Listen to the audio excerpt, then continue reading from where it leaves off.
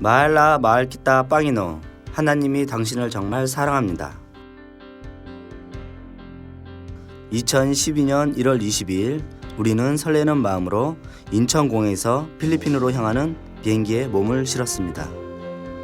우리나라 시간으로 새벽 1시가 넘어야 도착할 필리핀 마닐라 국제공항. 맞아주신 성기사님 일행과 반갑게 만나 숙소로 향했습니다. 몸은 피곤했지만 우리에게 밝게 웃어주시는 성기사님의 미소가 앞으로의 일정을 기대하게 만들었습니다.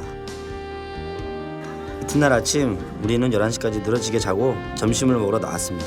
사모님 요리 솜씨가 얼마나 좋으신지 피곤한 것도 잊고 정말 맛있게 먹었습니다. 저 필리핀에서 사는 거 진작에 고민해봐야겠습니다. 오후에는 필리핀 몬따르만시의 빈민촌으로 전도하기 위해 나왔습니다. 어디선가 코를 찌릿한 역한 냄새가 나서 주위를 들러보니 바로 옆에 쓰레기 매립장이었습니다. 전도도 전도지만 내가 먼저 살아야겠다는 생각이 들 만큼 고역이었습니다. 머리도 아프고 몸도 처졌습니다. 그런데 그 순간 우리를 바라보는 현지 아이들의 눈빛이 눈에 들어옵니다. 맑으면서도 처량한 그들의 눈빛이 보이는 순간 힘든 것을 잊혀지고 그저 저 아이들에게 하나님의 사랑을 꼭 전해야겠다는 마음이 남았습니다.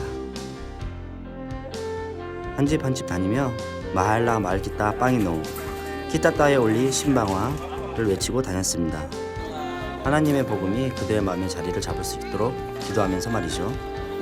그리고 한참을 돌다가 집회 장소인 실내 체육관으로 돌아왔습니다.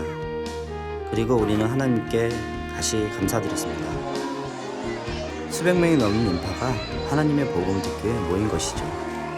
뜨거운 찬양의 열기와 기도, 그리고 이어진 목사님의 강력한 말씀 선포는 그곳에 모인 많은 사람들과 또한 함께한 우리들의 마음을 녹였습니다. 300인분 가량의 식사를 준비했는데 모인 인원은 그보다 훨씬 많았습니다. 우리는 예수님이 떡을 나누시던 심정으로 기도를 하고 최대한 음식을 준비할 수 있을 만큼 급하게 더 준비했습니다. 그렇게 사랑의 메시지를 담아 배식을 시작했고 모자랄까봐 걱정했지만 무려 800명이 넘는 사람들과 함께 하면서 정확히 밥 한 톨까지 딱 맞았습니다. 이게 바로 하나님의 은혜의 힘입니다. 아쉬움을 가둬안고 돌아오는 길, 차에 타면 우리에게 항상 웃음을 주던 박현우 성도님, 조용합니다. 마음이 많이 어려웠답니다. 아이들한테 고맙고 또 미안하고 더 많이 나눠주고 싶은데 그러지 못해 아쉬운 것이었죠. 그 말을 들으며 우리는 우리를 향한 하나님의 마음이 바로 이런 게 아닐까 하는 생각이 들어 모두들 마음속으로 감사의 기도를 드렸습니다. 셋째 날 아침, 늦잠을 잔 것도 아닌데 장로님과 귀한 교제의 기를 기르다 식사 시간 놓칠 뻔했습니다. 겨우겨우 먹고 아침 일찍 필리핀의 재래시장인 그린힐을 찾았습니다. 엄청 넓었는데 자칫 잘못하면 일행을 놓칠 수 있어서 서로를 잘 챙기며 가야 했습니다. 적당히 흥정도 해가며 시장을 둘러보고 사진도 찍었습니다.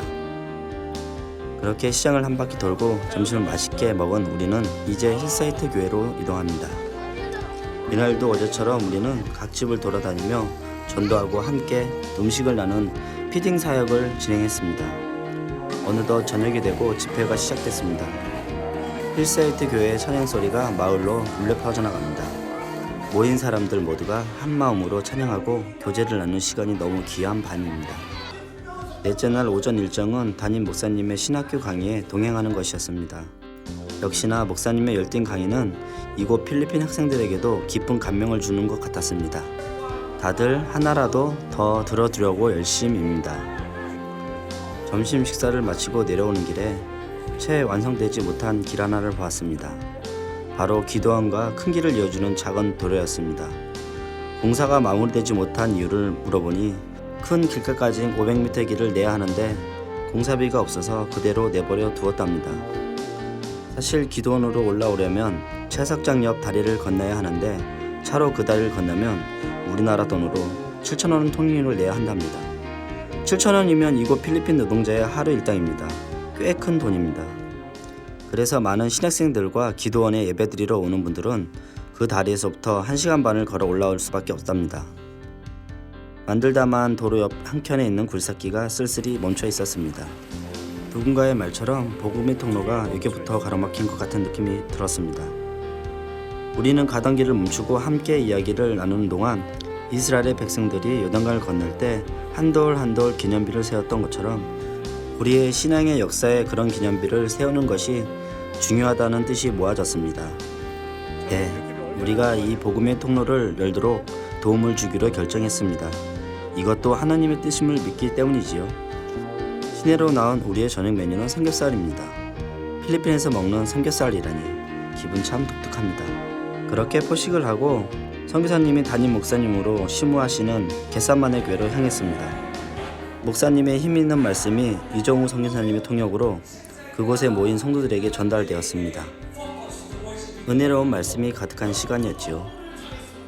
겟셋마네 교회 성도님들과 악수를 하며 인사를 나누는데 전혀 이방인처럼 느껴지지 않았습니다.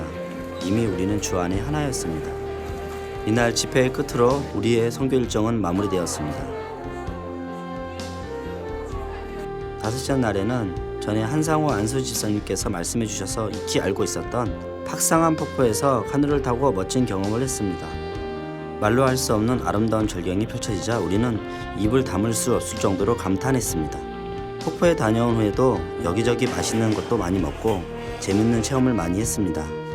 선교는 분명 힘든 것이지만 이렇게 즐거운 일도 분명 참 많은 추억을 담는 여행이었습니다. 마지막 날 짐을 정리하고 필리핀을 떠나며 많은 생각이 들었습니다. 아쉬웠던 기억들도 있었고 은혜로운 기도의 시간들도 있었습니다.